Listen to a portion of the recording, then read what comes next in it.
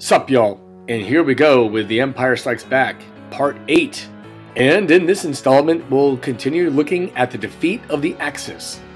And in this video, we ask, how did the United States engage the Japanese Empire in the war in the Pacific?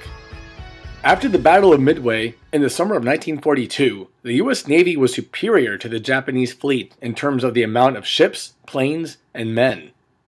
And due to the industrial might of the United States, this advantage only grew with time. By this point, the US fleet was so massive, the plan was to create two offensives, one led by Fleet Admiral Chester Nimitz, and the other one by General Douglas MacArthur. MacArthur had the larger of the two armies and the smaller fleet. He favored massive assaults on key strategic locations, utilizing surprise and air-ground striking power supported and assisted by the fleet. After impressive yet costly victories, such as the Battle of Guadalcanal, the US regained the Philippines, fulfilling MacArthur's vow that he would return. These victories freed tens of thousands of Allied troops. MacArthur and the powerful US forces continued to advance toward Japan. Nimitz had the larger of the two fleets, and he followed the tactic of island hopping in order to capture strategic islands.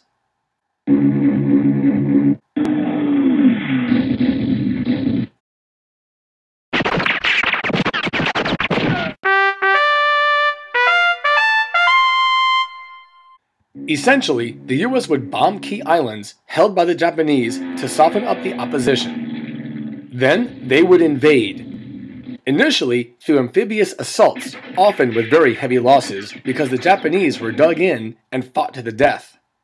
After the island was secured, the US would set up airfields and then repeat the process over again. The advantages of island hopping include unpredictability, allowing for fewer targets to attack, and saving more American lives in the process. Japan was forced to reduce its sphere of influence in the Pacific.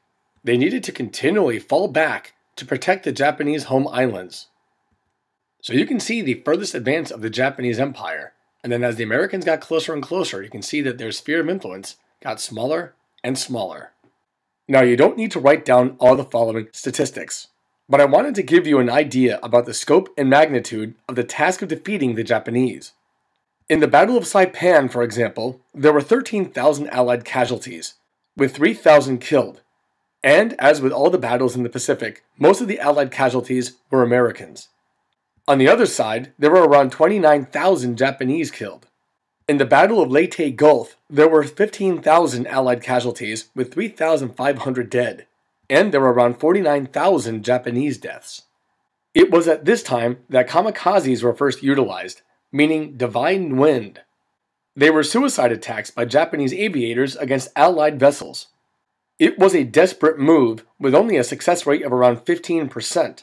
Even though it didn't turn the tide of the war, it proved to be very damaging for the Allied forces. Then there was the immortalized Battle of Iwo Jima. You can see the photograph of 6 servicemen that became the inspiration for the monument at the nation's capital. This hard-fought battle resulted in 26,000 Allied casualties with around 6,800 dead, and there were around 19,000 Japanese who were killed or committed suicide rather than be captured. And the most costly engagement in the Pacific was the Battle of Okinawa, an island inhabited by Japanese and native Okinawans only around 300 miles from mainland Japan. After around 3 months, there were 65,000 Allied casualties with around 14,000 dead, and there were around 110,000 Japanese military deaths. Additionally, there were as many as 100,000 civilian deaths, many who were caught in the crossfire. But due to reports from the Japanese that the Allied troops would have engaged in a massive campaign of killing and raping, many civilians committed mass suicide. By February 1945, the US began regular aerial incendiary bombing of Japan's major cities. This had the effect of reducing morale, productivity, and the population itself.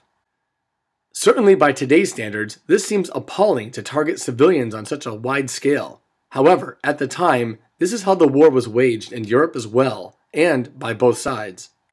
The US dropped leaflets from aircraft to warn of impending attacks, to give people a chance to evacuate, to incite panic, and to shut down the Japanese economy.